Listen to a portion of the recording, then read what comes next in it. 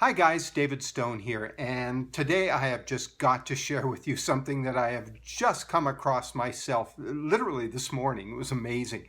And it is the perfect description of what worry and anxiety actually are. And it's this wonderful quote, and it came from and I'm afraid I don't know his name, but a Buddhist monk in Thailand. And in a conversation with somebody that I know, and this person that I know was saying, look, I have to get out of here. I've got to go. I have this terrible feeling that something bad is going to happen with my family, and I have to go and be with my family. And the advice he was given was, don't cry before you're hurt. Isn't that wonderful? Don't cry before you're hurt. And that's exactly what anxiety and worry are all about. You know, we've talked in the past in other episodes of our Living Fearlessly videos here, we've talked about the difference between fear and anxiety and worry. Now, fear, we said, is a really useful biological response. It keeps us out of danger, doesn't it? You know, step out in the street, turn and look, there's a bus coming. I got to do something. I got to do it right now. And so the adrenaline kicks in, the cortisol kicks in, the heartbeat goes up, the breathing goes up, and you're primed for action. You take action, you jump out of the way, and the danger's gone. And then you can relax, don't you? But anxiety and worry and self-doubt, those are things that we do in anticipation of events that have not taken place and highly likely won't take place. And so we're crying before we've been hurt. We may not even be hurt, and yet we're crying anyway, aren't we? And we feel awful. You know how bad it feels when you actually are hurt, and whether it's hurt emotionally or whether it's hurt physically. That it feels awful. And all anxiety and worry are is anticipating that and getting the crying, starting the crying before it's even happened, and it may be not even happened. So that is the most wonderful advice I've heard in an awfully long time, and what a wonderful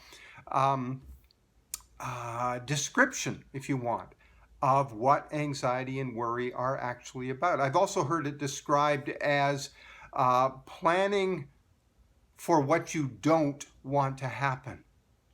That's exactly what we do. We're sitting here, we're spinning out all these worst case scenarios. We're anticipating the dread. We're anticipating the horrible outcomes. Now, really, honestly, ask yourself, of all the worrying that you've ever done in your life, how much of those things that you worried about actually came true? And the truth is that it's hardly any of them.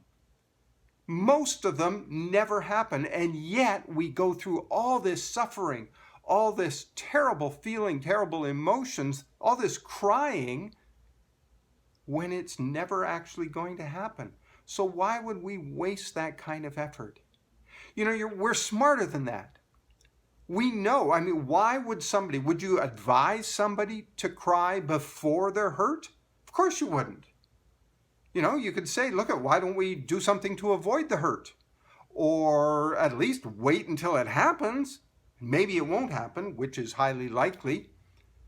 And even so, why not right now, when we're not hurt, enjoy the day, the sunshine, the music, the friends, whatever we've got going. Let's live now. We hear about mindfulness. We hear about living in the present.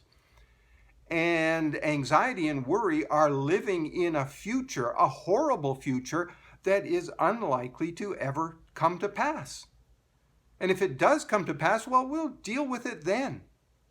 Because the worry and the anxiety are not doing anything to avoid them. They're just stewing and crying and being miserable now. So let's put that to an end, shall we?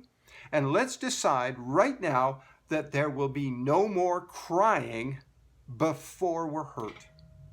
I love that. I love that little phrase. I'm going to hang that on my wall. I'm going to put it in my little reminder tickle files. I'm going to put that on my desktop, the screensaver things. Don't cry before you're hurt.